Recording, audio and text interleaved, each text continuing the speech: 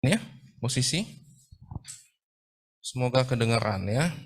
Oke, kita lanjutkan kuliah kita ya.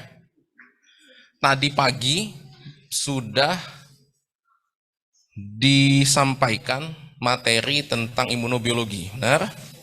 Nah, harapannya sudah ada gambaran, ya. Udah ada gambaran apa itu imunobiologi. Ya, coba kita minta pendapat. Nah, apa itu? Tadi kuliah apa tadi?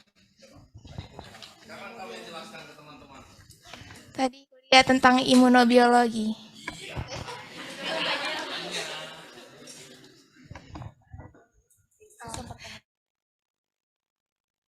Sebuah ilmu yang mempelajari tentang proses-proses yang berkaitan dengan sistem pertahanan tubuh, di mana ada imunitas non-spesifik dan spesifik.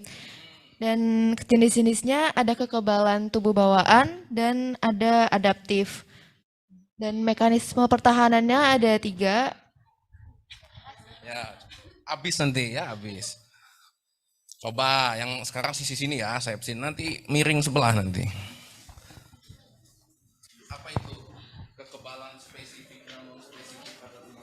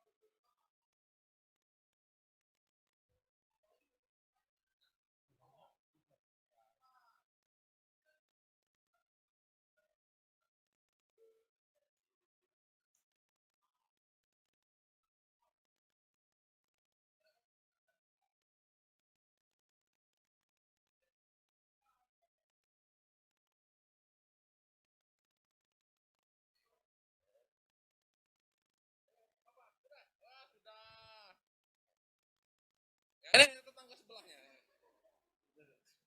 Ayo.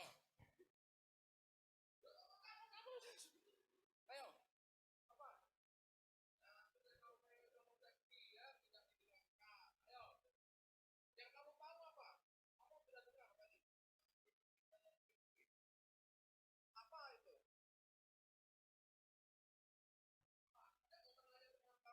Nanti kamu pas jadi dokter, nggak bisa tanya teman. Tahu kata teman kamu. Jadi biasakan tidak usah menyontek dan menanya. Nggak tahu. Fair. Bilang kalau nggak tahu dok. Fair. Ya percuma kamu, itu ilmu SMA kamu, tinggalkanlah. Nggak tahu, sibuk tanya kanan kiri, belakang depan. Itu namanya nyontek, cheating. Kalau dalam ilmu pengetahuan yang saya bilang kemarin, plagiarism, kamu tuh hanya menyalin jawaban teman kamu. Boleh? Nggak boleh. Haram hukumnya kalau bahasa agama itu. Ya, itu kemarin yang tutorial blok 1 ya rasanya ada itu. Tentang plagiarism. Ya, sama pun kamu nanti pas ujian nggak usah melakukan plagiarism, mencontek, meniru jawaban teman kamu. Ketahuan, selesai kamu. Ya, maka saya males nguji itu begitu. Ya, nanti bisa nggak lulus semua nanti. Atau separuh bisa nggak lulus saya keluarkan. Hush. Ya, gitu. Jadi nggak kalau nggak tahu bilang nggak tahu. Susah amat. Ya, nggak tahu dok, saya nggak dengarkan tadi karena saya main atau saya tidur pada saat Bu Septi menjelaskan itu. Oke, teh. Kalau yang lu nunjuk tuh udah tahu pasti, ya. Coba ini. Raka. Raka, coba. Apa itu kekebalan non spesifik?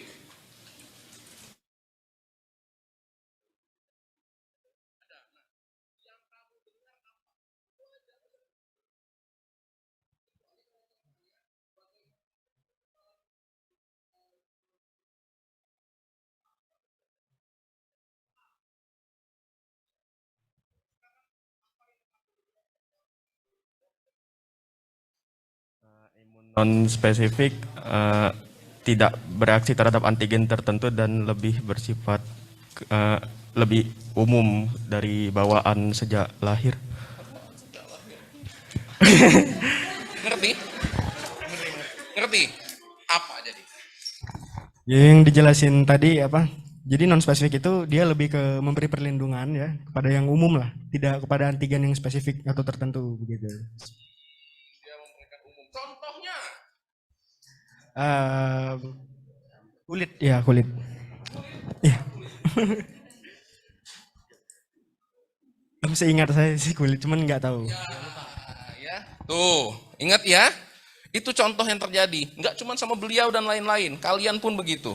Kadang-kadang kuliah itu, kalian tuh hanya menangkap part of, sepotong-sepotong. Itulah saya nggak mau pening kemarin, saya buatkan video. Biar kamu bisa ulang-ulang. Karena kalau cuma kamu ngandalkan kuliah dosen, apalagi itu cuma sekali seumur hidup, kan kuliah begini sekali seumur hidup.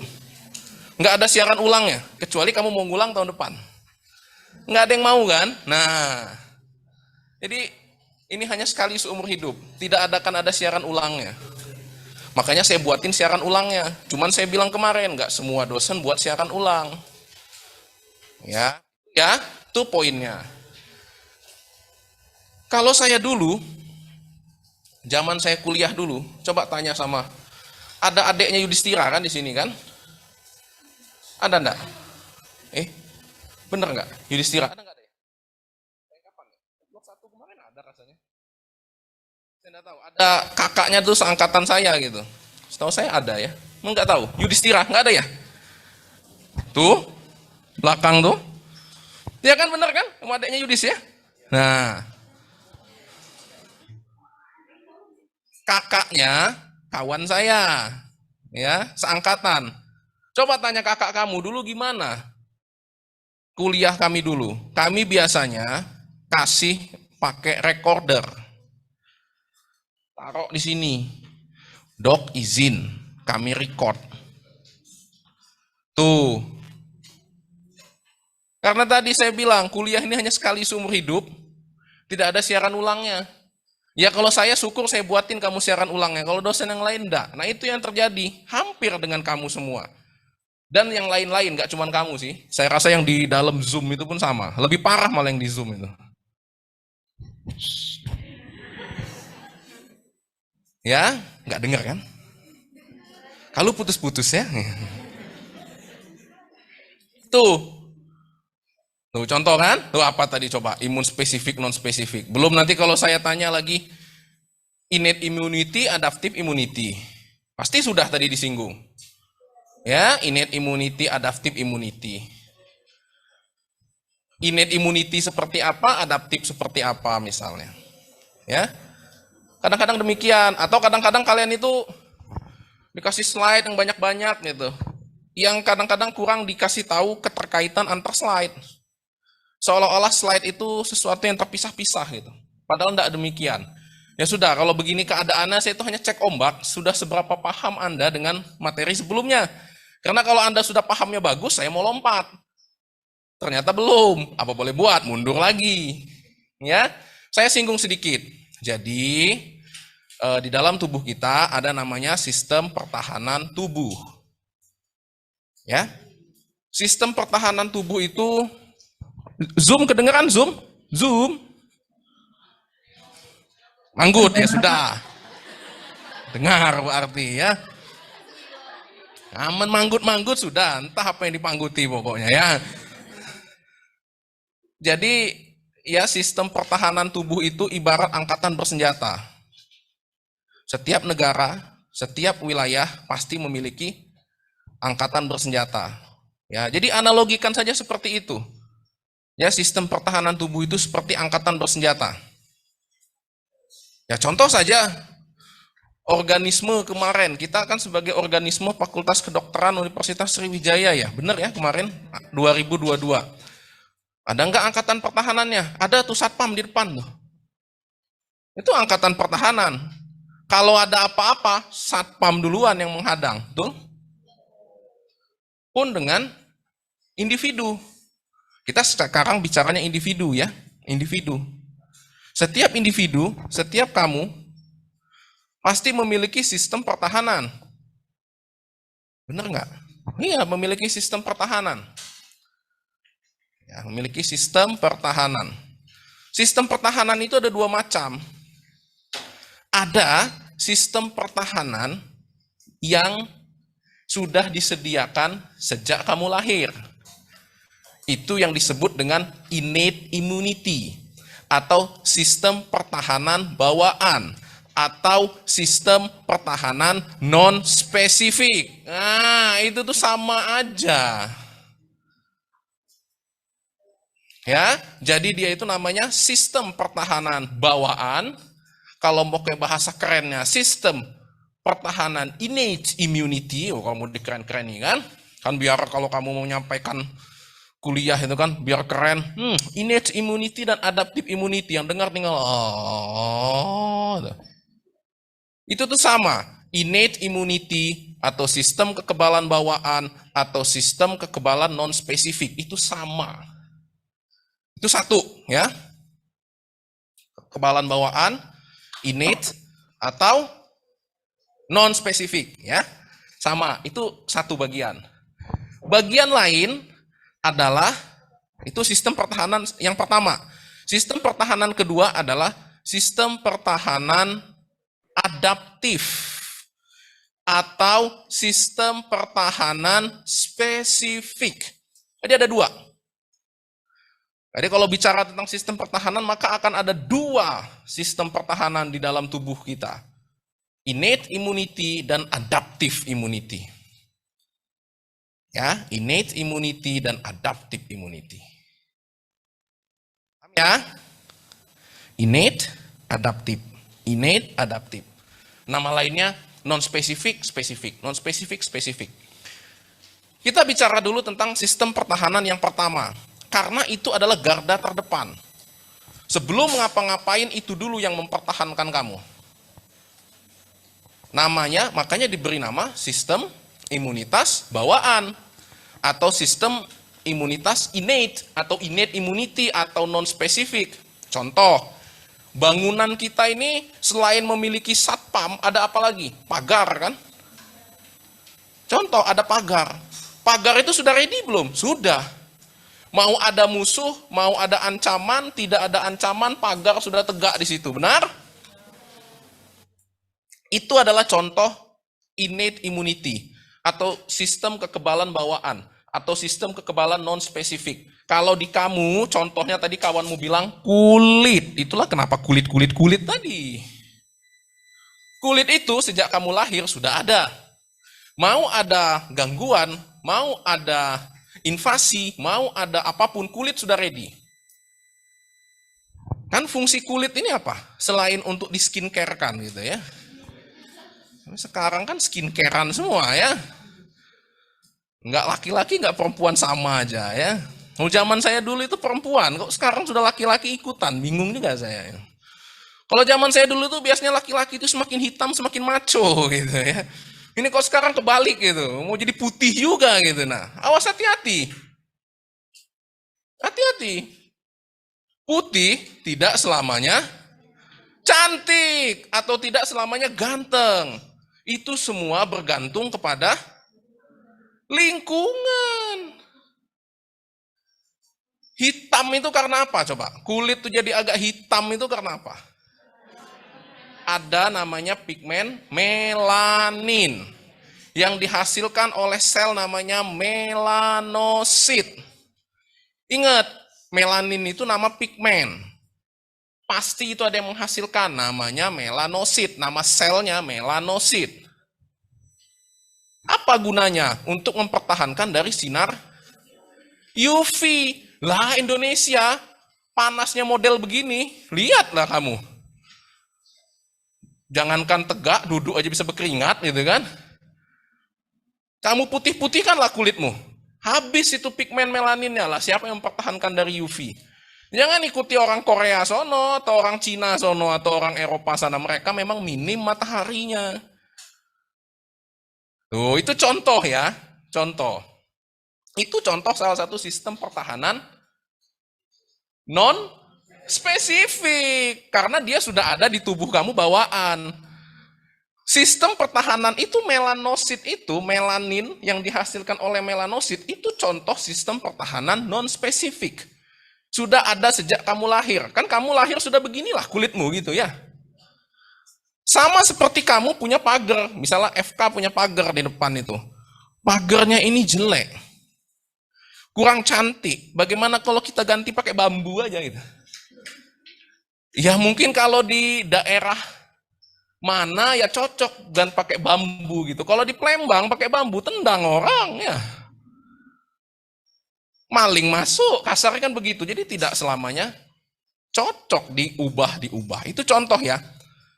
Contoh. Jadi melanin yang dihasilkan melanosit itu non spesifik. Kulit itu apanya? Kulit itu ada namanya sel epitel. Itu siapa ya? Di luar kawanmu bukan? Kan ya? Nggak ada yang di luar kan? Nanti dia takut masuk. Coba lihat kanan kiri nggak ada ya kan yang di luar? Udah masuk semua? Ada yang hilang nggak kawanmu? Nggak ya? Sudah. Karena memang kalau zaman saya dulu jangan coba-coba ya. Dosen sudah masuk, kamu baru masuk pasti. Kalau saya mah enggak apa-apa, silahkan masuklah ya. Oke, sampai mana tadi? Melanosit contohnya ya. Itu sistem pertahanan yang non spesifik. Jadi pemahamannya adalah non spesifik itu dia sudah ready, sudah siap. Mau ada musuh ataupun tidak ada musuh dia sudah siap. Itulah sistem pertahanan yang non spesifik atau innate.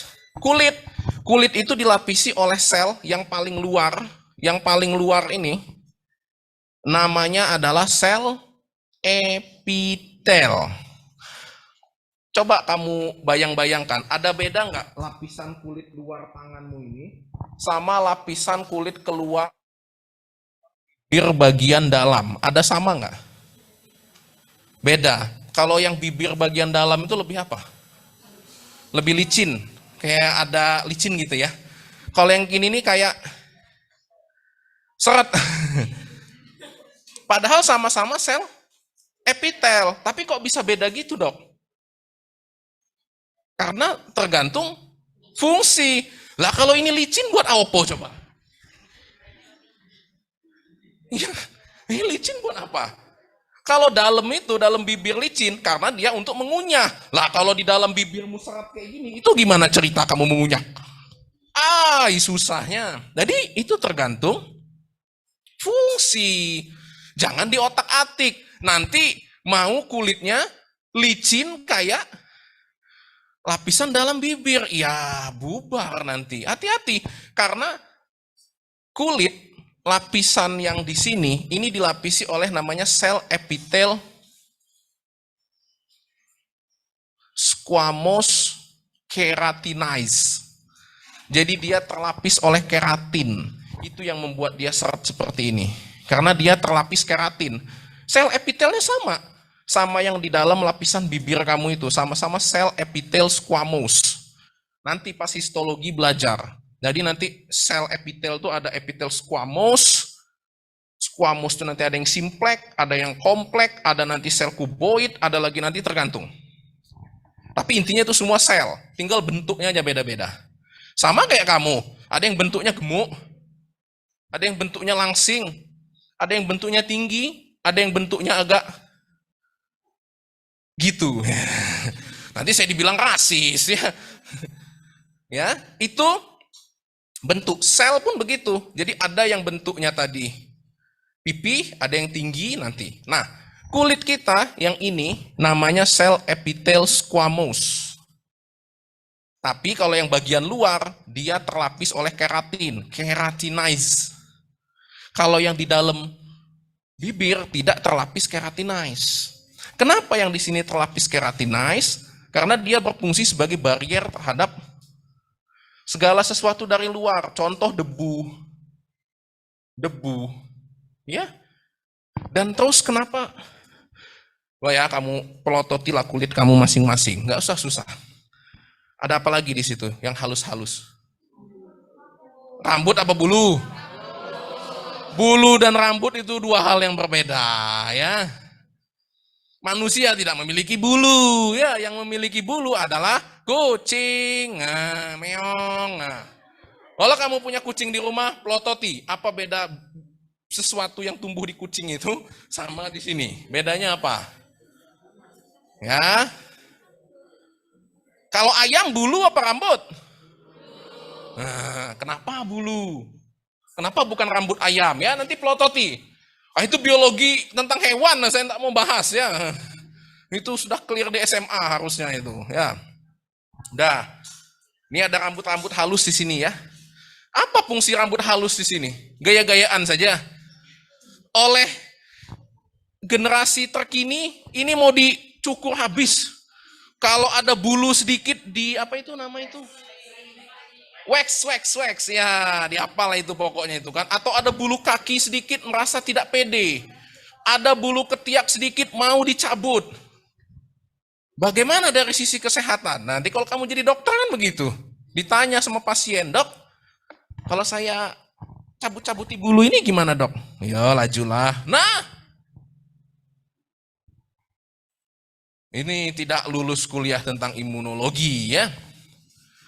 Ini rambut di sini ada guna dan manfaat. Ini juga termasuk innate immunity. Rambut-rambut di sini fungsinya adalah ketika ada bakteri atau ada debu halus yang menempel di kulit ini, maka rambut itu berperan seperti silia, seperti wiper di kaca mobil kamu itu nah. Ya, jadi dia nanti yang membersihkan.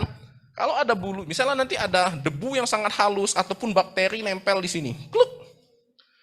Maka rambut-rambut halus di sinilah yang nanti pertama-tama akan coba menyingkirkannya dengan cara bergoyang. Entah dia bergoyang karena ayunan kamu, atau karena pengaruh gravitasi, atau karena pengaruh angin, dan lain sebagainya, tapi dia sebagai penangkap pertama. Kamu bayangkan kalau itu di waxing. Clear. Langsung nempel kemana? Ke kulit. Bisa kulit nyingkirkannya? Nggak bisa. Nggak bisa. Tuh. Jadi, ingat analogi tadi. Jangan menghancurkan pagar yang sudah dibuat. Ini kan sudah Tuhan kasih. Ngapain kamu otak-atik gitu loh. Ya. Oh, itu contoh sepele. Dan itu sekarang banyak dikerjakan. Yang ngerjakan dokter lagi yang jadi masalah gitu. Saya bukan menjelekkan satu pihak tertentu ya. Cuman ini adalah ilmiah, ini nyata gitu loh. Ya. Jadi jangan mengedukasi masyarakat dengan sesuatu hal yang sesat. Karena nanti kamu akan mendapatkan dosa jariah gitu. Jadi tidak selamanya ada pahala jariah, ada dosa jariah juga gitu. Ya, jadi itu kalau nggak ngapa-ngapain ya sudah biarin aja ada bulu-bulu gitu. Tapi bulu saya ini kok tinggi-tinggi dok, serem lihatnya. Ya sudah, mungkin ada sesuatu dan lain hal kamu dikasih kulit yang tinggi kan malah bagus. Ya, ngapain pula di otak-atik gitu. Kecuali kalau itu kelainan, ada kondisi di mana bukan bulu, rambutnya ini terlalu lebat dan panjang. Lanugo istilahnya ya. Ya, ada kan kadang-kadang bayi itu biasanya tuh sering bayi-bayi baru lahir rambutnya itu kayak panjang-panjang gitu. Bukan rambut kalau di kepala sih ya keruan gitu ya. Di badan lanugo namanya. Nah, itu yang kelainan. Kalau yang seperti itu boleh untuk di treatment karena dia sudah kelainan. Lah kalau masih normal begini-begini ya ngapain? Ya. Itu contoh innate immunity. Tuh. Terus misalnya, nah itu yang terjadi. Jadi kulit kamu ini, ya udah biarkanlah begini. Belum tadi yang lapisan bagi dalam ada tadi saya bilang melanosit ya, melanin. Terus selanjutnya di kulit kamu ini ada apa lagi? Ada keringat dan minyak. Keringat dan minyak. Ya kan? Di kulit kamu ini, kulit kamu yang bagian luar ini bisa berkeringat dan berminyak. Itu bedanya sama kulit di bagian dalam bibir, bisa dia berkeringat. Tapi dia basah terus, Dok. Iya, itu namanya musin. Di dalam itu, di lapisan sel epitel di dalam rongga mulut, itu selalu basah. Kenapa? Pengaruh dari zat yang namanya musin. Mucin. Nah, MUCIN tulisannya mucin. Apa guna si musin? Satu, dia sebagai penghancur bakteri yang kalau nggak masuk ke dalam gitu. Yang kedua, untuk membantu dalam pencernaan melumatkan makanan. Itu fungsinya mucin. Kalau kulit di sini perlu dia melumatkan makanan. Makanan apa yang kamu lumatkan begini-begini kan enggak gitu. Enggak kan? Nah, kalau di sini perlunya apa? Keringat dan minyak. Itu dua hal yang berbeda. Kalau kelenjar keringat menghasilkan keringat. Kelenjar minyak menghasilkan minyak. Nanti belajar kan ada namanya kelenjar sebasea. Dulu sudah pernah lah waktu SMA dengar-dengar ada namanya kelenjar sebasea. Ya kan? Apa gunanya ada kelenjar keringat dan kelenjar minyak di kulit ini? Sama, untuk menangkap debu ataupun bakteri yang nggak sengaja nempel di sini. Biar dia nggak bisa masuk, dikasih dia minyak dan keringat sehingga dia gumpel kan. Perasaan kamu jadi nggak enak kan kalau berkeringat dan berminyak, itu bawaannya mau mandi dan membilas badan kan. Ya karena itu gunanya. Jadi kenapa nggak enak? Karena berminyak dan berkeringat itu biar kamu bawaannya itu mau membilas atau mandi sehingga bakteri kotoran itu tersapu oleh air. Itu adalah sistem pertahanan non-spesifik atau innate immunity. Hal-hal sepele begitu tuh innate immunity. Nah, contoh lagi. Hidung. Di dalam hidung itu ada apa? Rambut yang sering dicabut-cabut. Benar? Serem melihatnya, cabuti sampai habis. Itu ada maksud dan tujuan. Rambut, hidung itu adalah innate immunity. Pertahanan non-spesifik. Dia yang pertama kali menyaring udara yang kamu hirup. Kamu bisa bayangkan kalau itu tidak ada, langsung bablas masuk ke paru-paru, sehat kamu. Ya, padahal harusnya kalau dia partikel besar, PM 50 ke atas, PM, itu harusnya bisa selesai dengan rambut-rambut hidung kamu. Tapi kalau itu dicabuti habis, ya sudah, itu bablas masuk langsung ke dalam. Nah, itu contoh innate immunity. Ya. Apalagi? Dalam nanti saluran cerna. Di dalam saluran cerna kamu, mungkin kamu sudah pernah lah belajar dulu SMA, masih ingat. Di dalam lambung itu ada apa? Asam lambung. Kenapa ada asam lambung di dalam lambung itu? Padahal asam lambung itu bisa buat masalah kan? Nanti menimbulkan masalah yang disebut nanti gastritis, dispepsia atau bahasa awamnya sakit mah.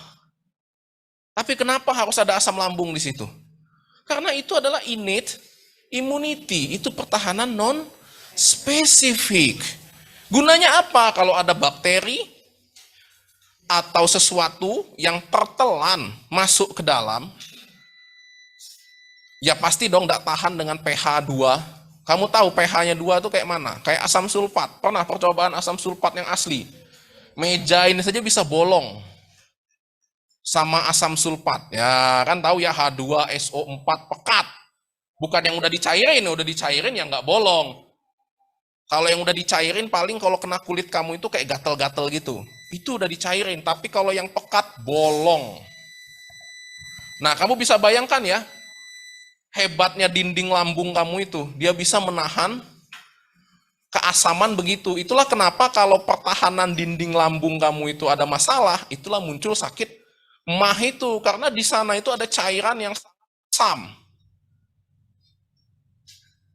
Bukan tanpa masalah kita menetralkan, kan kalau sakit mah itu solusinya asam lambung itu dinetralkan.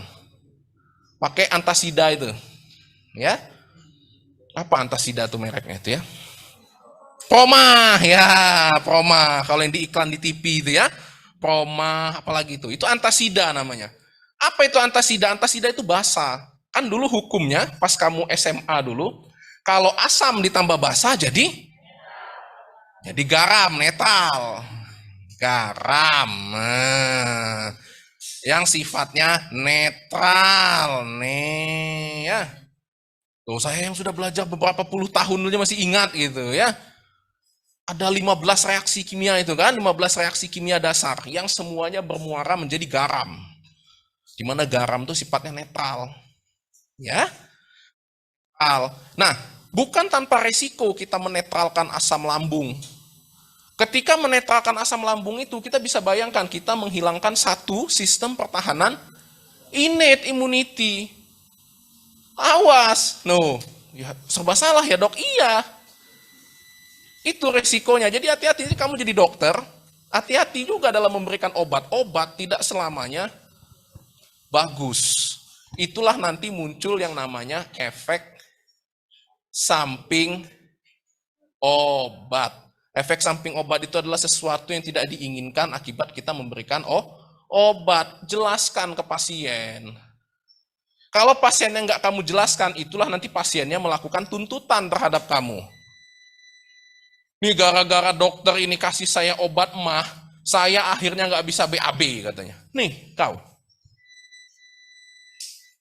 Ya, dituntutnya kamu nanti. Saya tuntut miliar katanya.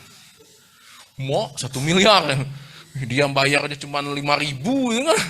Tuntutnya 1 miliar ya itu. Itulah dunia nanti yang akan kalian hadapi gitu. Jadi itu ya. Jadi kenapa itulah? Itu innate. Contoh innate di lambung. Nanti di lambung asam keluar dari lambung masuk ke mana? Usus halus. Ya, usus halus itu kan ada 3 macam. Usus 12 jari atau duodenum. Nanti duodenum itu lain lagi. Bukan asam, basa sifatnya nanti di duodenum. Jadi di duodenum itu sifatnya nanti basa. Jadi kamu bisa bayangkan, kalau ada bakteri masuk ke dalam pencernaanmu, di lambung ketemu asam, selamat dia dari asam karena mungkin ada bakteri yang tahan asam kan. Begitu masuk duodenum, dihantam basa, matilah pasti dia. Kalau nggak ketemu basa, ketemu asam, matilah pasti dia. Tapi masih ada aja yang bisa lolos. Ada bakteri yang tahan asam dan tahan basa. Di mana nanti dieksekusi terakhir? Di usus besar. Di usus besar nanti ada bakteri yang disebut namanya bakteri komensal. Bakteri yang memang bakteri baik yang hidup di usus kamu. Ya contohnya coli, Escherichia coli. Kemudian contoh lagi Lactobacillus. Itu adalah bakteri-bakteri baik yang memang hidup di dalam usus besar. Gunanya untuk apa? Untuk melakukan proses pembuatan feses. Tanpa ada 2 bakteri itu, kamu tidak akan memiliki feses. Alias mencret. Apa yang terjadi kalau pencernaan kamu tidak dilakukan pembuatan feses? Kamu mencret. Nah, terbayanglah kamu mencret. Udah pernah semua kan? Ada yang belum pernah diare di sini, tunjuk jari. Ya, enggak, saya rasa pasti sudah pernah. Nah, seperti itulah yang terjadi kalau coli, Escherichia coli dan Lactobacillus CS tidak ada di usus besar kamu. Maka Escherichia coli dan Lactobacillus merupakan innate immunity. Ternyata ada juga dok ya bakteri yang baik? Ada. Itu namanya bakteri komensal atau flora normal atau bakteri baik istilahnya. Jadi nanti jangan bingung kalau ada istilah flora normal. Flora normal itu apa? Itu adalah bakteri yang hidup di tubuh kita yang bermanfaat bagi tubuh kita. Kira-kira ada resiko nggak kalau kamu, contoh pasien diare. Kamu kan karena dulu belajarnya malas misalnya, sudah taunya kalau diare dikasih anti diare kan, dikasih antibiotik. Mau dibom, Dampak dari perbuatan kamu itu adalah seluruh Escherichia coli dan lactobacillus yang ada di usus besar ikut mati. Sembuh nggak mencretnya? Enggak. Malah tambah mencret. Ribut pasiennya. Dok, bukan tambah sembuh dok, tambah mencret dok. Ngapo ya? Oh, mungkin memang belum ditakdir ke Tuhan sembuh. Apa-apa lah. Nah, jawabannya begitu. Ya, itu banyak deh kejadian. Ya, saya pun geli kadang-kadang melihatnya gitu. Cuma kan nggak enak saya mau kasih tahu pasien. Gimana itu murid saya kan gitu. Saya tahu. Ini dok berobat sama ini. Coba lihat dikasih apa. Oh, gimana? Benar nggak ini dok? Iya. Ya. Mau dibilang salah nanti kamu dituntut kan gitu. Udah lah, kebaik ya. Ya, gimana? Kalau murid yang bersalah, yang salah siapa? Gurunya. Nah itu resikonya jadi dosen. Jangan kamu pikir enak jadi dosen itu. Kami menanggung beban dosa juga gitu. Kalau kamu kenapa-kenapa. Makanya kami itu berbuih-buih menjelaskan ke kamu. Makanya saya untuk melepaskan beban dosa saya berbuih-buih lah menjelaskan ke kamu itu.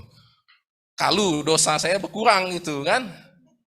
Jadi tidak selamanya jadi dosen itu selalu dapat pahala. Kalau muridnya berbuat salah, berdosa juga. Ya. Nah, tiba-tiba hilang minat jadi dosen. Enggak lah. Sama jadi dokter juga begitu. Kamu pikir dokter selalu mendapat pahala. Lah kalau salah ngobati kayak tadi gimana? Sama lagi, dapat dosa juga. Ya. Jadi disitulah kamu harus belajar dengan sungguh-sungguh. Jangan main-main. Tuh, contoh ya, jadi itu innate immunity. Tuh, coba kamu lihat, bagaimana serunya pertempuran itu baru di dalam saluran cerna. Belum nanti di sistem pernapasan. Belum nanti di sistem genito-urinary, sistem urin, ginjal. Itu semuanya ada pertempuran-pertempuran seperti itu. Di sana ada innate immunity yang sudah ready.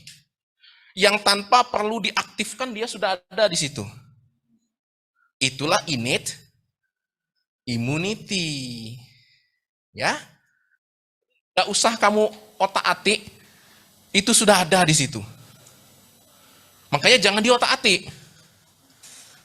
Tuh ya, itu jam berapa, Dik? 10. Kita sampai jam berapa? Kurang dari sejam. Yo, ngebut. Udah ya. Itu innate. Tuh, materi saya belum masuk kan? Nah, gak apa-apa lah. Nanti selebihnya lihat di video ya. Itu enaknya kalau ada video kan? Nah, saya sampaikan inti-intinya. Itu innate ya. Innate itu yang seperti itu. Jadi yang sudah ready, yang sudah siap. Selanjutnya nanti ada sistem pertahanan tubuh yang harus custom. Custom dok? Iya. Tahu custom ya? Ya sama kayak kamu mau beli baju misalnya. Style yang ready itu jelek-jelek semua. Ada yang warnanya kayaknya kuno, ada yang ini bagus tapi kok lengannya pendek, yang ini bagus kayaknya tapi kok gimana. Akhirnya kamu custom. Pun dengan sistem pertahanan tubuh, ada nanti yang dia sistem pertahanan tubuh harus custom. Loh, kok bisa hidup? Tuh ya, itu contoh sistem pertahanan yang custom kan? Dia tidak ready, tapi custom. Sistem pertahanan yang custom itulah yang disebut namanya nanti sistem pertahanan adaptif. Itulah kenapa namanya itu adaptif. Dari kata adaptasi. Apa sih adaptasi itu? Kemampuan sesuatu makhluk hidup untuk bertahan dengan kondisi lingkungan sesuai dengan keadaan. Jadi, sistem imunitas adaptif tidak ready. Tidak ready. Dia baru siap ketika diaktifkan atau ketika di custom. Beda dengan yang sistem imun non-spesifik atau innate yang dia sudah ready. Nggak perlu pencet tombol on, dia sudah on. nggak perlu kamu off kan, dia nggak bisa off. Ya dia terus kalau innate itu. Tapi kalau adaptive immunity perlu dipencet tombol on dan perlu dipencet tombol off. Kalau enggak ya dia membuat ulah. Adaptive immunity inilah yang nanti bisa membuat ulah ketika tidak di-off-kan. Hati-hati. Adaptive immunity ini karena dia harus di-on-kan, maka dia ketika selesai harus di-off-kan. Kalau tidak di-off-kan, dia akan membuat masalah. Itulah nanti yang muncul namanya penyakit autoimun. Yang contohnya misalnya SLE. Itu adalah sistem imun adaptif yang membuat ulah. Itu kan sama seperti angkatan bersenjata yang melakukan kudeta terhadap pemerintahan gitu. Membuat rusak, harusnya menjaga, dia malah merusak. Itulah yang terjadi ketika gangguan-gangguan autoimun. Gangguan autoimun itu sekarang semakin banyak deh. Bukan cuma SLE. Kalau dulu SLE, sekarang sudah banyak. Ada SLE, nanti ada asma pun, ada asma autoimun. Kulit pun, kelainan kulit pun ada kelainan kulit autoimun. Gangguan mata pun sudah ada gangguan mata autoimun. Semuanya sekarang sudah ada gangguan autoimunnya. Kenapalah kira-kira penyebabnya? Nah, kan itu jadi tanda tanya. Karena sistem imunnya, sistem imun adaptifnya nggak di-off-kan. Kok bisa terjadi dia nggak di-off-kan? Karena ada sesuatu yang mengganggu nanti. Ya, itu ya. Jadi sistem imun adaptif itu harus di-off-kan. Harus di-on-kan dan harus di-off-kan. Gimana caranya? Kan gitu. Ya. Gimana caranya? Pertama-tama kita harus kenalan dulu. Sistem imun adaptif itu diperantarai, diprakarsai oleh siapa? Limfosit. Limfosit.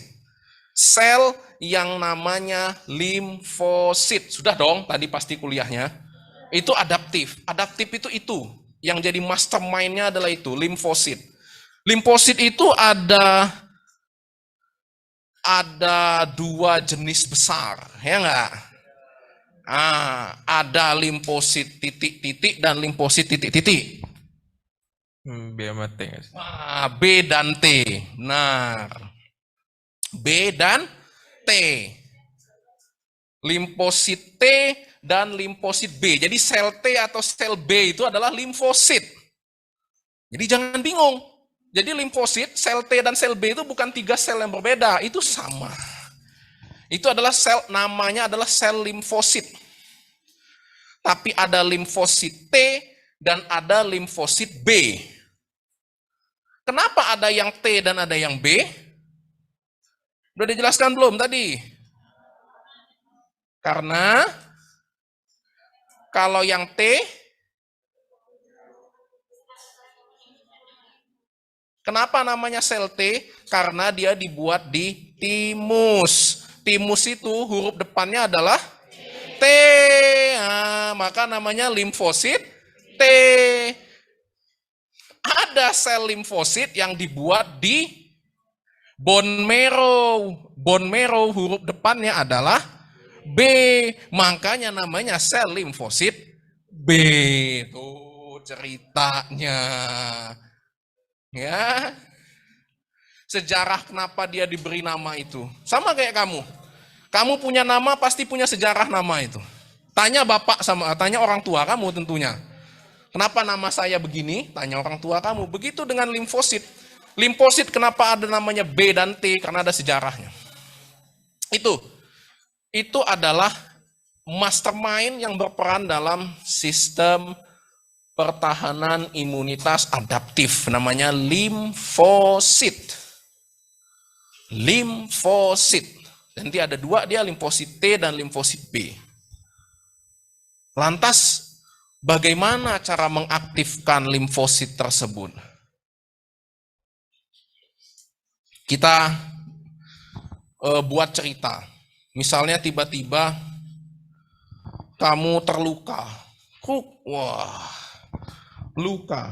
Luka pada kulit. Luka pada kulit. robekan pada kulit. Berdarah dong pastinya. Sakit. Pedih. Bahkan nangis mungkin.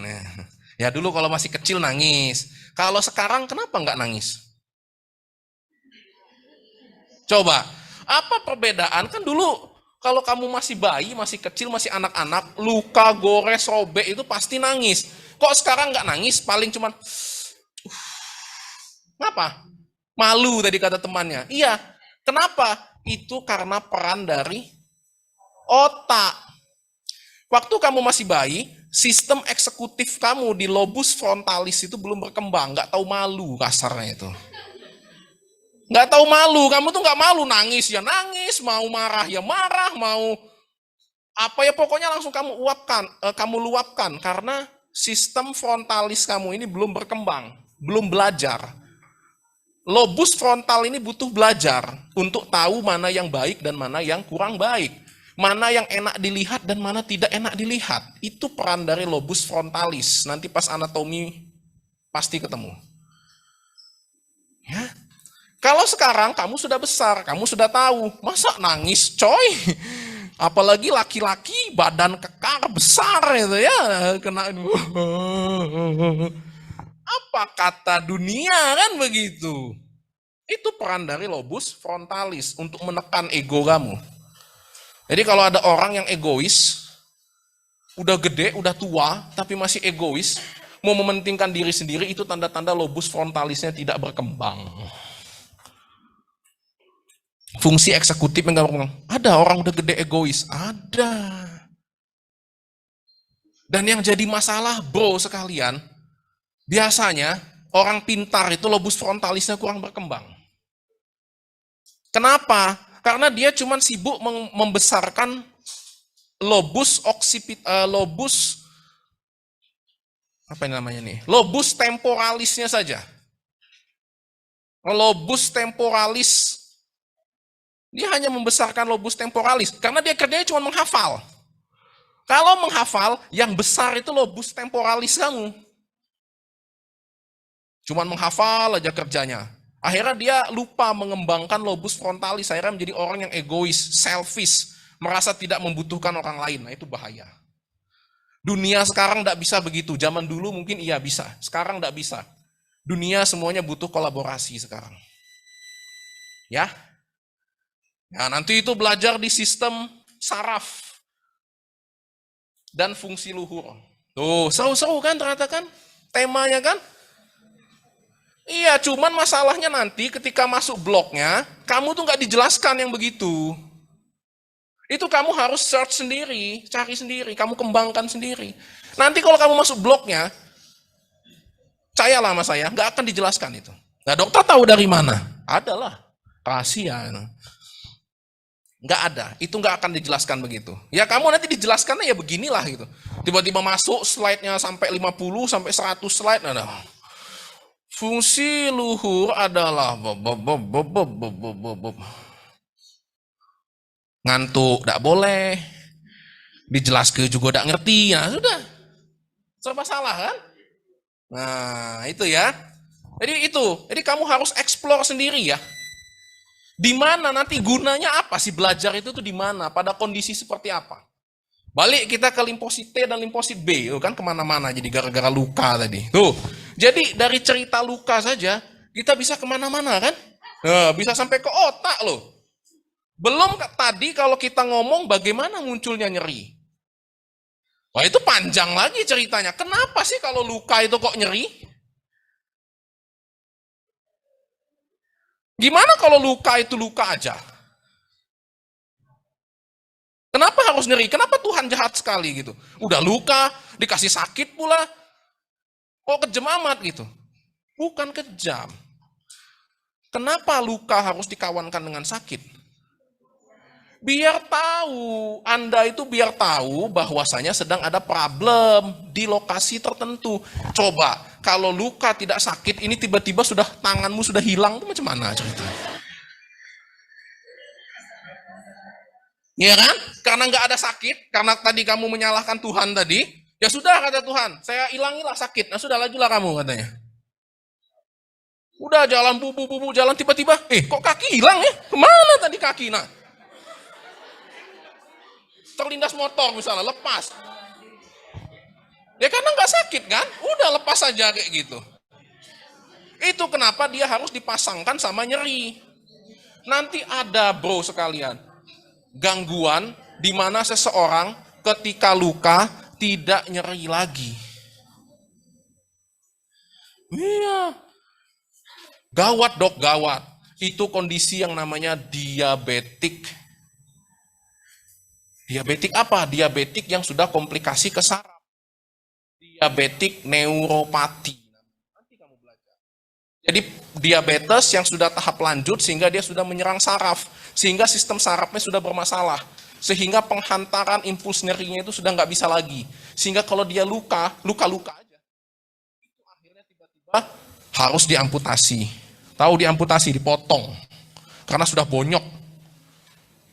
Itu karena sistem nyerinya sudah nggak jalan lagi. Tuh, masalah kan? Masalah.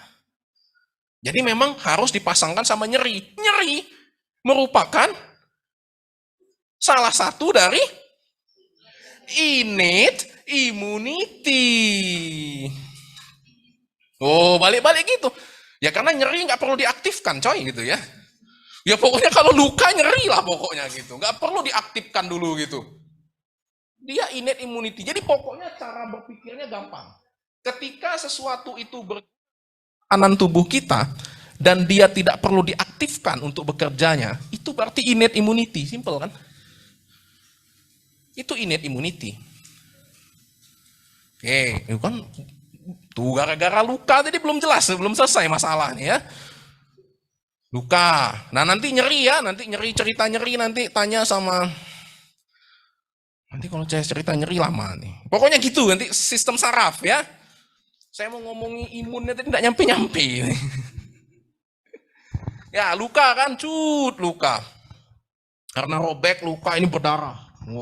Berdarah nyeri. Nah, habis itu kan ini berdarah nih. Berdarah. Itu kalau kira-kira dibiarin gitu, masih hidup enggak itu orangnya? Kira-kira masih hidup enggak? Enggak lah. Ya, enggak hidup manusianya gitu. Jadi sebelum kamu memikirkan infeksi dan lain-lain, luka itu yang nyerinya itu harus ditangani ya, harus nyerinya harus ada, lukanya itu pun harus di stop dulu. Apakah untuk menyetop luka itu butuh dokter? Enggak. Tubuh bisa menyetop lukanya sendiri. Itu yang disebut namanya respon inflamasi. Nanti respon inflamasi itu dibagi menjadi beberapa respon. Satu, respon nyeri. Karena inflamasi itu ditandai dengan rubor, kalau rubor, dolor, belum ya?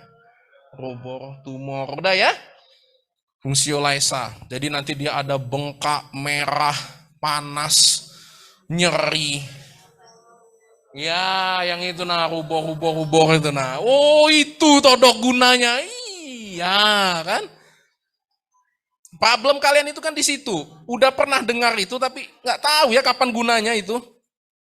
Ketika itu tadi luka ya, berdarah, darahnya harus di stop dengan respon inflamasi. Maka respon inflamasi itu juga merupakan innate immunity. Bagaimana nanti cara menyetop luka tersebut?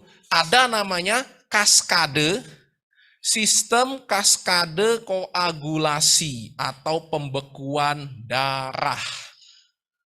Ya, ada namanya nanti kaskade. Kaskade itu istilahnya itu cascade.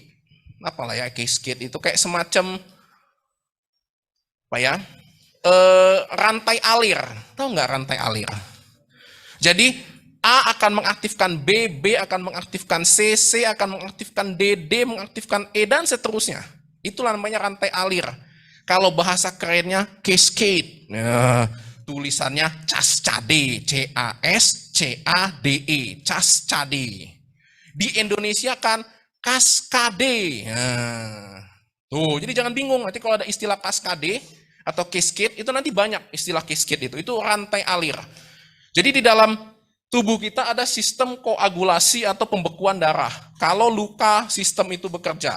Diawali dari faktor 12 mengaktifkan faktor 11 mengaktifkan faktor 10 mengaktifkan faktor 8 mengaktifkan 7 6 sampai nanti terakhir mengaktifkan fibrin. Pernah dengar dong kalau fibrin? Ya, fibrin. Platelet. Nah, jadi ketika luka tadi, maka yang pertama-tama mau menutup luka itu adalah platelet. Pernah dengar dong platelet? Trombosit. Nah, ya. Trombosit datang dulu ke tempat luka tadi. Dia berusaha menyumpal, menambal luka tadi sebisanya. Sambil menunggu aktivasi faktor 12, faktor 10, faktor 11 yang saya bilang tadi, yang panjang tadi, sehingga baru dia menganyam benang-benang fibrin. Makanya kalau kamu luka itu kan biasanya butuh waktu kan untuk dia berhenti lukanya itu kan. Enggak langsung tiba-tiba bop, mandek, enggak. Ya, jadi butuh waktu. Nah, itu. Sembari itu, pembuluh darah yang ada di lokasi luka itu harus disempitkan, harus dikontraksikan. Kan pembuluh darah itu ibaratnya kayak pipa. Kamu tahu pipa? Selang air, pipa selang air lah gampangnya tuh ya. Pembuluh darah tuh kayak selang air. Nah, ketika ada bocor selang air itu, kamu apain? Kamu sumpel begini kan, kamu kecilin kan, biar dia berhenti kan, bukan malah kamu lebarin kan. Nah, pun dengan pembuluh darah, itu harus dikontraksikan istilahnya, vasokonstriksi. Siapa yang berperan dalam vasokonstriksi? Namanya sistem kinin. Kinin nama sistemnya. Sistem kinin. Kinin, nanti dia akan mengaktifasi zat namanya bradikinin. Bradikinin akan menyebabkan vasokonstriksi pembuluh darah yang ada di lokasi luka. Nanti ada kelainan karena kaskade pembekuan itu tidak berjalan, sehingga ada nanti kondisi orang-orang yang kalau luka dia nggak bisa membeku, yang disebut sebagai hemofilia. Itu karena gangguan faktor-faktor tadi. Nanti hemofili itu kamu mungkin pernah dengar ada hemofili A, ada hemofili B. Ada nanti hemofili A itu karena faktor 8 misalnya, hemofili B karena faktor 7 misalnya.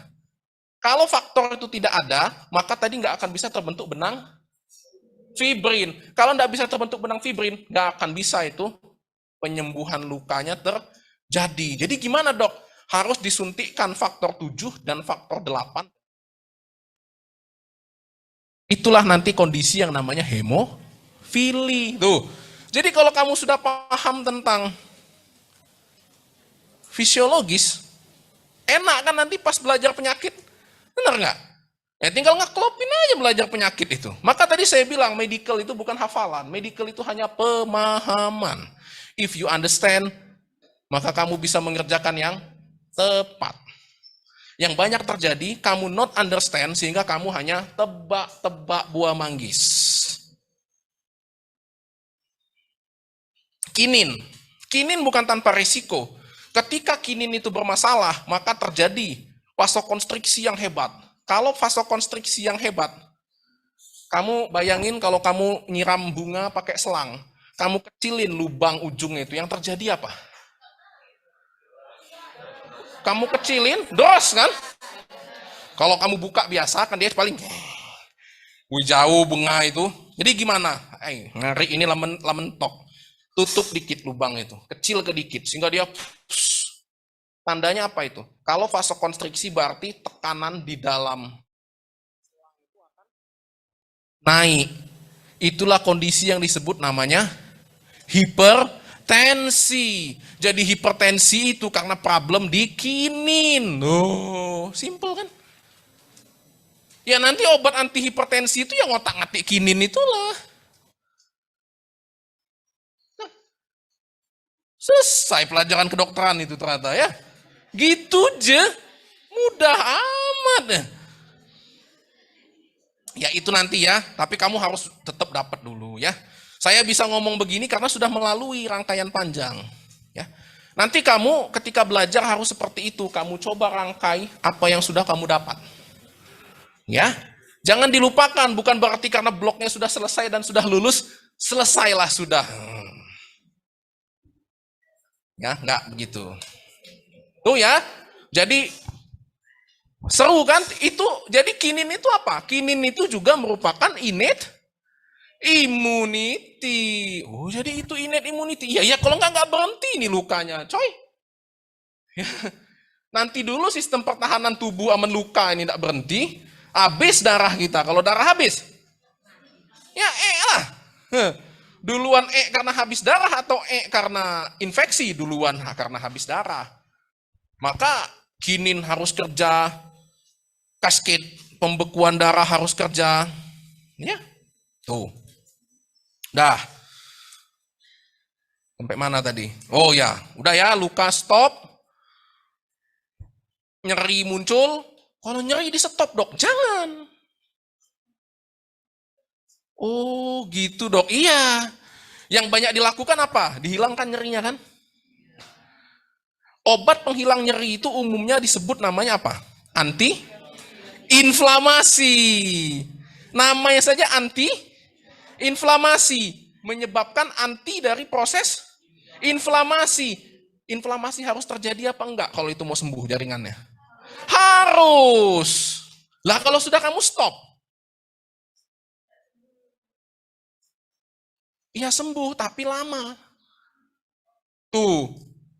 Jadi kamu malah memperlama penyembuhan luka, bukan malah membantu mengobati luka, kamu malah memperlama penyembuhan luka. Itu resiko kalau kamu salah kasih obat. Maka kemarin kan saya bilang, kapan kamu harus memberikan obat dan kapan kamu tidak harus memberikan obat, di situ kuncinya. Kalau kamu kasih obat pada saat itu, enggak sembuh ini, coy. Sembuh sih, tapi baru 2 minggu lagi. Padahal besok langsung sembuh. Nyeri itu, hati-hati ya sama nyeri. Jangan main kasih anti nyeri. Anti nyeri itu adalah anti inflamasi umumnya. Tahu anti nyeri itu yang mana? Yang mefenamat. Kenal mefenamat? Biasanya yang perempuan sering makan mefenamat. Kalau yang laki-laki enggak. Pada saat apa? Haid, datang bulan. Awas, haid itu proses apa yang terjadi? Peluruhan, dibongkar sistem rahim kamu itu proses inflamasi bukan? Kamu kasih apa? Sehat. Bagus. Hah? Ya? Nah dok, nah ya itulah, pikirlah ya. Simpulkanlah sendiri, bukan saya yang ngomong ya. Itu boleh nggak? Ya boleh aja, tapi itu malah memperlama proses peluruhan ketika menstruasi tersebut. Ya nyerinya hilang sih, tapi ya itu kamu mens kamu ya jadinya malah tambah panjang. Kalau memang sakit sekali, cukup minum saja paracetamol. Bukan minum mefenamat. Ini kan senengnya minumnya mefenamat. Karena emang cespleng minum mefenamat tuh hilang semuanya. Tapi ingat, tepat nggak itu? Kalau itu inflamasi ya jangan. Kasih saja paracetamol. Tahu paracetamol? Kebangetan nggak tobat itu ya. Bodrek, paramek. Tuh kan? Jadi dengan belajar ini saja gampang kamu milih obat. Dan itu nanti adalah obat yang 95% kamu jumpai ketika kamu udah jadi dokter. Pasti pasien itu kalau nggak butuh anti-inflamasi, anti-nyeri, antibiotik paling. Anti-hipertensi, udah itu doang. Ya, jadi gitu ya. Jangan merusak sistem pertahanan tubuh. Itu aja pesan saya. Dah. Jam berapa, Dek? Iya, 10:30. Setengah jam lagi. Oke. Sampai mana tadi? Udah ya? Sampai mana tadi ya? Darah ya? Oh ya. Ini kadang-kadang begitu ya, keseruan cerita sampai lupa tadi sampai mana. Udahlah pokoknya darah beku lah, darah udah beku.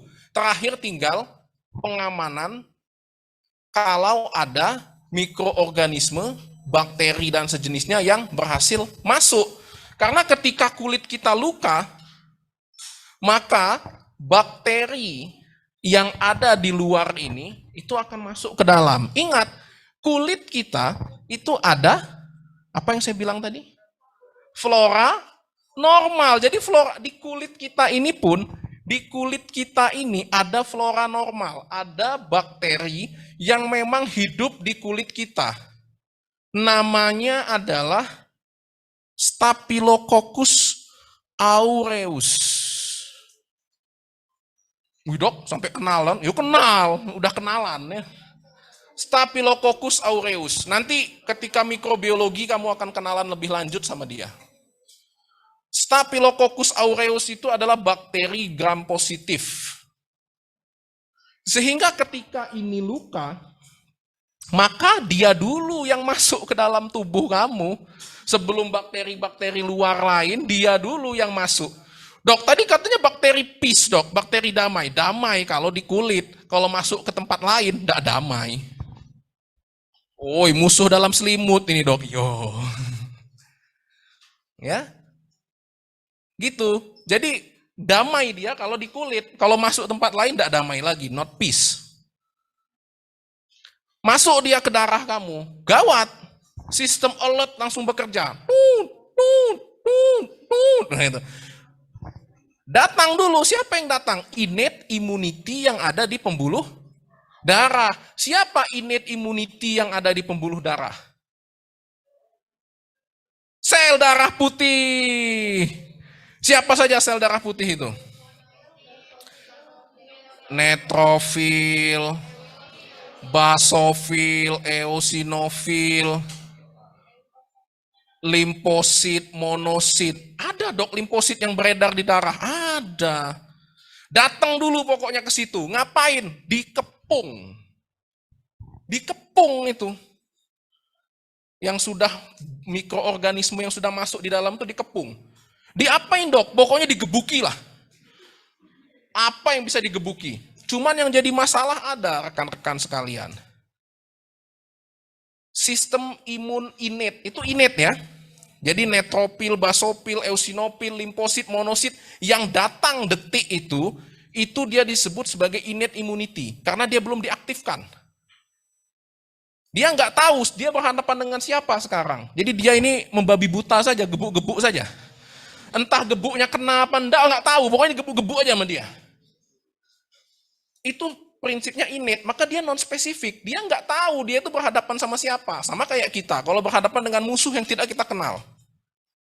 Susah kan menghadapinya, dia bisa menghilang. Dia bisa ada jurus terbang misalnya, kita nggak tahu. Waduh, kalahlah pasti. Jadi innate immunity ini tidak akan pernah bisa menghadapi musuh yang kuat. Apalagi bakteri, nggak kuat biasanya innate immunity. Kalau cuma sekedar debu, kotoran, nah itu innate immunity jago menghabisinya. Tapi kalau sudah dia bakteri, virus, jamur, nggak kuat gue katanya. Gue membutuhkan bantuan coy katanya. Ya ini kami lah gebuki, nggak mati-mati katanya. Gimana dong katanya. Oke katanya. Tenang, kita akan minta tolong sama sistem adaptive immunity. Cuman sabar bro, untuk mengaktifkan itu dia butuh waktu. Jadi kau gebukilah dulu sekarang. Katanya. Oke ya, cak itu ya kau hadang lah pokoknya. Kau hadang biar dia jangan kemana-mana, kau hadang. Sebisaunya katanya kan. Karena untuk mengaktifkan adaptif, we need a time katanya. Oke, kemudian tubuh mengirim apa? Mengirim spy, mata-mata. Ya seperti polisi lah, di mata-mata udah tahu tuh penjahat. Cuma kan nggak mungkin tiba-tiba langsung ditangkap, menolaklah dia. Mana bukti saya melakukan kejahatan katanya. Ayo, Anda tidak melakukan proses secara hukum, salah pula kan gitu. Pun dengan sistem pertahanan kita nggak bisa main tiba-tiba limfosit T datang, bawa nuklir, bom kau katanya. Nah, nggak bisa. Dia butuh bukti apa kejahatan yang sudah dia lakukan. Maka mereka mengirimkan spy. Spy itu yang dikenal nanti dengan nama sel-sel APC namanya. A-nya itu antigen, P-nya itu presenting, C-nya itu adalah sel. Sel yang berperan sebagai APC, antigen presenting cell. Bisa sel makrofag, bisa sel dendritik, ya, itu yang nanti dikirim sebagai mata-mata untuk memata-matai si penjahat ini. Apa yang dikerjakan oleh mata-mata? Dia pelajari. Ternyata musuh kita ini namanya Staphylococcus aureus. Lahir di mana, tanggal berapa. Memiliki kebiasaan begini, hobinya begini, keahlian begini, kelemahan begini. Udah, dapat data itu, dia langsung pergi. Pergi melapor kepada jenderalnya. Siapa jenderalnya? Jenderalnya adalah sel limfosit T. Di mana kedudukan jenderal tersebut? Jenderal itu berkedudukan dan bertempat tinggal di, bukan di timus lagi. Timus itu tempat dia dibuat dulu. Sekarang dia sudah meninggalkan timus, dia sudah meninggalkan kampung halaman, menuju tempat bertugas. Oh iyalah kan jenderalnya bertugasnya di Jakarta sekarang, kan begitu kan. Dulu jenderalnya mungkin lahirnya di Palembang, sekarang sudah bertugas di Jakarta. Pun dengan sel T tadi, dia sudah tidak lagi di timus, bro. Dia sudah pindah ke limfa. Limfa ya, bukan limpa. Itu dua hal yang berbeda. Limfa pakai F sama limpa pakai P. Beda. Jadi sistem limfa. Nah, nanti kamu belajar. Di sanalah nanti sel limfosit T itu memegang kendali. Jadi antigen presenting cell tadi jalan. Dari peredaran darah, dari tempat lokasi pertempuran, dia berjalan masuk nanti namanya ke sistem limfatik. Nanti masuk ke kelenjar limfa. Di sana dia bertemu dengan sel T untuk mempresentasikan siapa musuh yang dihadapi. Lapor, jenderal, saya berhadapan, kita semua sedang berhadapan dengan musuh begini. Mikir sel limfosit T. Oke. Untuk menghadapi musuh ini katanya, maka saya harus mengaktifkan sel T helper 1 misalnya. Nanti T-nya itu banyak. T itu bisa berubah-berubah lagi. Bisa jadi T helper 1, bisa jadi T helper 2, bisa jadi T helper 17, bisa jadi sel T sitotoksik, bisa jadi sel T regulator. 1, 2, 17, regulator, dan sitotoksik. Oh, enggak ada 3, 4, 5 dok, belum. Jadi yang ada itu 1, 2, 17, regulator, sitotoksik. T helper 1, T helper 2, T helper 17, atau T helper 17, T helper regulator atau Treg, T sitotoksik atau TC. Kapan itu dibuat? Apakah bersama-sama dibuat? Tergantung kata jenderal limfosit T tadi. Tergantung apa? Tergantung musuh yang dihadapi siapa. Oh, dengan melihat spesifikasi musuh kita, maka kita cukup mengaktifasi sel T helper 1. Apa kepacaan T helper 1? T helper 1 itu akan meningkatkan, dia nanti akan mengirimkan pasukan fagositosis yang akan memfagosit, yang akan memakan bakteri tersebut. Dikirim sama dia. Siapa yang dia kirim? Yang dia kirim itu ya sel makrofag, neutrofil, tapi yang sudah dilatih. Spesifik pasukan khusus. Ya pasukannya itulah sebenarnya, tapi dia sudah dilatih, sudah ditrain oleh sel T helper 1 untuk menghadapi musuh yang namanya Staphylococcus aureus yang sedang buat ulah. Kirim. Nanti mereka akan memakan hop. Begitu bertemu dengan siapa tadi namanya? Staphylococcus aureus, maka akan dimakan di hap. Itu namanya proses fagositosis. Itu kalau dia mengaktifkan T helper 1. Kalau tiba-tiba si sel T memutuskan, kan nanti ada bro, mikroorganisme yang besar, misalnya cacing. Cacing besar enggak? Gedean sel makrofag apa cacing? Cacing, nggak mungkin kan makrofag mau makannya? Ketawa lah cacing, lo mau makan gua, gue kali makan lo katanya. Nah, jadi nggak mungkin dong pakai T helper 1. Pakai apa dia? Pakai T helper 2. T helper 2 ngapain? T helper 2 akan mengaktifkan namanya antibody. Itulah yang disebut antibody itu. Nah, jadi antibody itu adalah adaptif immunity. Ya, adaptif immunity. Immunity. Dikirim antibody. Antibody itu nanti bentuk namanya adalah imunoglobulin. Pernah dengar? Nanti ada imunoglobulin G, ada imunoglobulin M, ada imunoglobulin A, ada imunoglobulin D. Ya, nanti bedanya apa? Nanti baca di slide saya ya. Teknisnya. Yang jelas saya jelaskan dulu siapa mereka. Ada imunoglobulin. Imunoglobulin inilah yang nanti akan menyergap. Contoh tadi musuhnya cacing. Cacing tadi akan dilabel. Jadi imunoglobulin itu bentuknya seperti huruf Y. Jadi dia nanti akan melabel.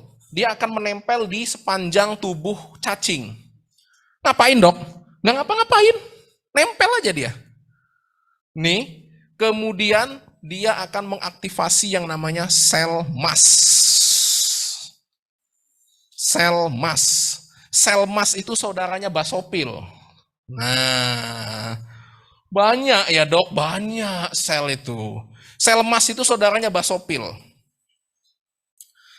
Kalau di darah namanya basofil, kalau di jaringan namanya mas. Sama kayak makrofag. Kalau di jaringan namanya makrofag, kalau di dalam darah namanya monosit. Jadi kalau dia lagi beredar di dalam pembuluh darah, namanya monosit. Tapi kalau dia sudah pindah ke jaringan, namanya makrofag. Sama dengan basofil dan mas.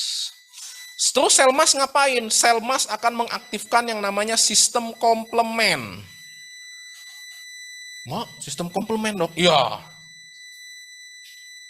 Sistem komplement selanjutnya akan berakhir, itu ada kaskade lagi. Kaskade sistem komplement namanya. Kaskade sistem komplement. Nanti dia akan berujung kepada opsonisasi. Apa itu opsonisasi? Seluruh tubuhnya si cacing tadi akan dibolongi, dilubangi dengan petunjuk dari imunoglobulin yang nempel di sepanjang tubuh cacing tadi. Jadi akan dibolongi, kejem kan? Jadi cacing itu akan mati dengan usus teburai kasarnya. Nah, dia kan pasukan senyap, dia pasukan khusus. Ya, dibolong jadi cacing itu nanti posisi. Ya kalau sudah badannya bolong semua, matilah cacing itu. Itu sistemnya. Jadi T helper 2 itu kejam dia. Operasi senyap dia. Kalau T helper 1 ngajak begoco, maju kau katanya. Nah, kalau T helper 2 dia begitu. Nempel kayak enggak, tiba-tiba bolong badan. Itu antibody. Nah, kemudian selanjutnya antibody ini memiliki keistimewaan. Dia memiliki namanya sel limfosit B memory. Memori. Jadi dia membuat memori, membuat kenangan. Dia arsipkan. Dulu ketika saya menghadapi musuh yang namanya Staphylococcus aureus, berhasil dengan cara begini, itu disimpan. Disimpan di mana? Namanya disimpan sel memori. Itulah gunanya vaksinasi COVID-19 kemarin. Kan kalau kamu dengar itu vaksin itu memacu antibodi apa yang dipacunya gitu. Kamu tahu enggak vaksin itu apa yang dikasih ke kamu itu? Virusnya yang dikasih itu. Virus COVID itu dikasihkan ke kamu. Bahasanya sih virusnya dilemahkan. Bukan dilemahkan, virusnya itulah. Cuman virusnya itu dibagi-bagikan. Virus itu nanti ada banyak bagian. Ada namanya kapsid, ada namanya envelope, ada namanya nanti kakinya. Nah, yang diambil itu yang bagian envelope-nya. Cuman bagian envelope-nya saja yang diambil, bukan virus utuh. Jadi itu bagian envelope-nya diambil. Gunanya apa? Disuntikkan ke tubuh kamu. Biar apa? Biar tubuhmu itu dipiculah adaptive immunity-nya. Dengan adaptive immunity kan tadi ada APC, datang, wih ada musuh baru coy, namanya COVID-19, yuk kenalan. Spesifikasinya begini. Tapi kan karena dia yang diambil cuma bagian tertentu dari COVID itu, maka dia tidak ganas. Ya kan cuma bagian sedikit saja yang dimasukkan ke tubuh. Dia bawa ke sel T memutuskan T helper 2 harus diaktifkan misalnya, sehingga antibodinya naik. Kenang-kenangan itu disimpan dalam bentuk sel memori, sehingga nanti harapannya kalau terpapar, semoga tidak, kalau terpapar COVID-19, tubuh itu sudah ready, udah tahu mau diapain COVID-19 itu. Itulah gunanya vaksinasi. Jadi vaksinasi itu bukan membuat kamu kebal, bukan itu obat yang dimasukkan terus kayak film-film itu, ting, langsung kayak ada yang kayak di iklan-iklan itu kan, yang bersinar kalau ada yang masuk, tung, yang nggak begitu. Ya, itu yang dilakukan namanya vaksinasi. Tuh, sampai ke situ. Jadi nanti kalau kamu clear masalah ini, maka kamu bisa menjelaskan ke pasien urgensinya, kamu vaksinasi COVID-19, bukan malah menyebarkan hoax lebih lanjut. Pak, itu vaksin COVID itu dimasuki chip untuk mendeteksi mama kudo. Macam mana chip nak dimasuk ke dalam? Belum secanggih itulah. Macam mana chip sejenis, seberapa besar chipnya bisa dimasukkan dalam vaksin COVID-19 itu. Nah itu contoh-contoh hoax kan yang banyak terjadi ketika vaksin kemarin. Atau hoaxnya, vaksin itu sengaja dibuat biar dokter tambah kaya. Nah, kok dokter tambah kaya? Bukan dokter yang kaya. Pabrik yang ngasilkannya itu yang kaya kan? Nah, mau nyalah ke dokter lagi. Gitu. Jadi biar kamu bisa menjelaskan, itu yang dilakukan vaksin itu gunanya. Jadi dia untuk membuat sel memori. Sehingga ketika ada paparan itu, tubuh itu sudah siap, nggak bengong. Sekarang ini kan terbengong-bengong tubuh kita, karena ada virus baru yang belum pernah dikenalinya. Ya itulah akhirnya yang banyak yang meninggal kemarin itu. Ceritanya. Menarik kan? Jadi saya bilang, penyakit seperti ini masih makin banyak. Jadi peluang bisnis vaksin itu makin tinggi kan? Siapa tahu kamu ada yang mau berbisnis menjadi ahli vaksin kan gitu. Bukan bisnis jualan vaksin, ahli vaksin yang saya bilang. Jadi yang membuat, bukan yang juali vaksin jadi. Itu mah masuk ke dokteran. Menjadi ahli vaksin, kamu yang membuatnya, yang meng-create, mengembangkan sebagaimana vaksin COVID-19 kemarin. Itu kan ada ahli-ahli, dan itu bukan dokter semua ahlinya kalau kamu mau tahu. Itu ahlinya adalah teman-teman MIPA banyak. Dan farmasi. Dokternya di mana, Dok? Nggak tahu, dokternya cuma sibuk nangkepi pasien COVID di rumah sakit pakai hazmat. Karena banyak yang dokter nggak mau cimpung di dunia itu gitu. Tuh. Makanya kalau saya nggak praktek lagi. Saya jujur, saya nggak praktek. Saya di riset mainnya. Saya dokter yang tidak lagi praktek. Saya praktek cuma 5 tahun. Saya tamat 2011, kemudian STR saya 2016 sudah mati. Tidak, saya perpanjang. Jadi dokter ini adalah dokter gadungan, ya. Ya, saya malas memperpanjang STR saya. STR saya sudah mati. Tahu kamu STR? Surat tanda registrasi. Ya, surat tanda registrasi. Harusnya setiap 5 tahun kan diperpanjang. Saya 2016 harusnya diperpanjang lagi sampai 2021, saya males. Ngapain? Kata kawan, sayang mat. Apa lah buat gaya-gayaan. Enggak ah. Karena my passion bukan di sana. Passion saya bukan di situ ternyata. Passion saya di dunia riset. Kenapa? Saya bosen. Kan kalau dokter umumnya pasiennya banyak senang ya. Saya malah pusing kepala saya. Harusnya senang. Kalau pasiennya banyak harusnya senang kan? Ya kan cuan nama banyak cuan. Nah, saya enggak. Karena pasien itu gitu-gitu aja gitu. Lama-lama saya praktek kok tangan saya lebih pintar dari otak saya. Kayak mana cerita gitu. Tangan saya sudah lebih pintar dari otak saya. Kok bisa? Pasien baru datang, saya sudah tahu mau dikasih apa. Ya gimana? Gini. Oke. Stetoskop enggak lagi di sini, stetoskop sudah di sini. Nih resepnya. Wah, ada saya gawat kalau begini. Lama-lama otak saya pindah ke tangan gitu kan. Nah, enggak lah ada saya. Ya, tapi itu saya ya, kan kalian berbeda. Ada yang passionnya masing-masing. Ya. Istri saya spesialis kok. Ya. Spesialis. Ya, jadi kalau saya cerita begitu ngamuk juga istri saya gitu ya. Ajar ya.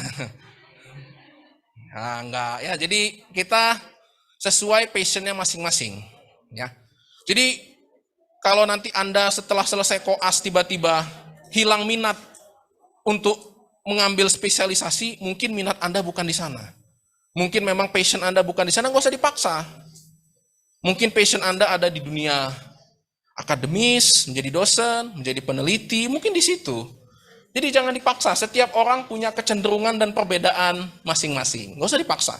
Daripada kamu tidak berkembang karena memaksakan diri di tempat yang seharusnya. Gitu dong.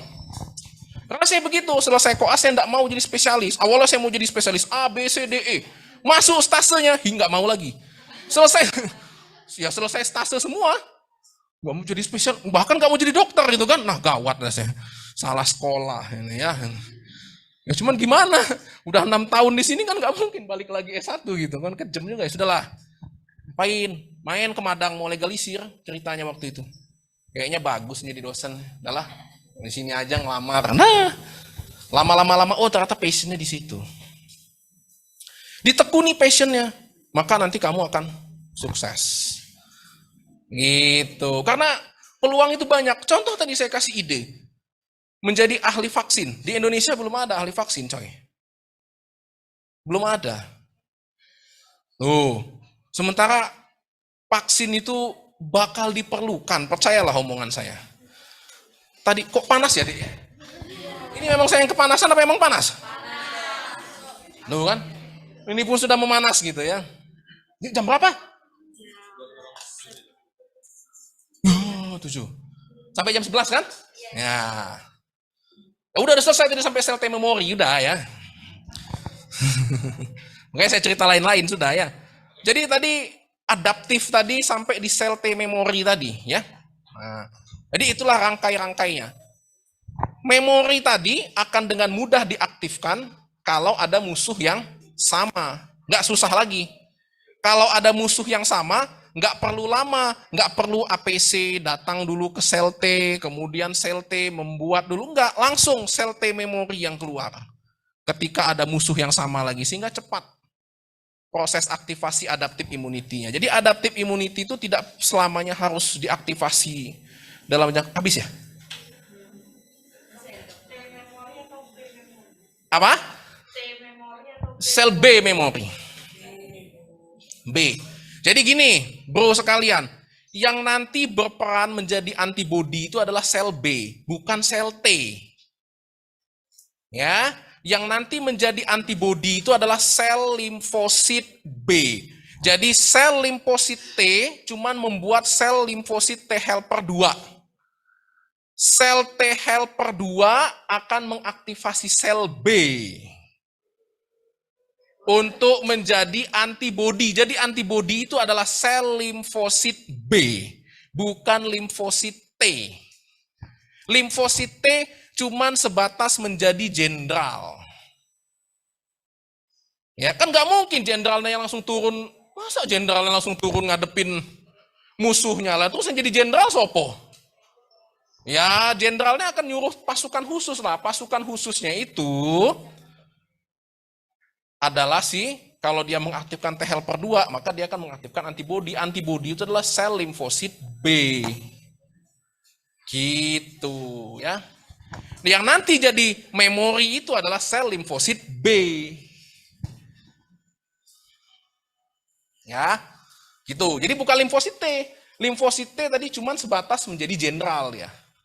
Nanti ada penyakit deh yang gawat, di mana dia menyerang virus, dia menyerang sel limfosit T. Gawat enggak? Gawat. Siapa itu? HIV AIDS. Jadi sesungguhnya HIV AIDS itu lebih ganas daripada COVID-19. Karena kalau HIV AIDS, dia menyerangnya adalah limfosit T. Lah kalau sudah jenderalnya dikuasai, macam mana lagi ceritanya? Bubarlah sistem imun kita. Makanya nanti pasien-pasien HIV AIDS meninggal bukan karena virusnya, tapi karena daya tahan tubuhnya turun. Daya tahan tubuh turun itu dalam artian karena adaptif imunitinya kacau. Jadi dia tinggal mengandalkan innate immunity. Itu siapa, Dek? Dosen bukannya? Oh, Dr. Siske. Oke. Dr. Siske sudah datang. Saya rasa cukup. Terima kasih. Assalamualaikum warahmatullahi wabarakatuh. Sama saya tidak ada kuis, tenang aja.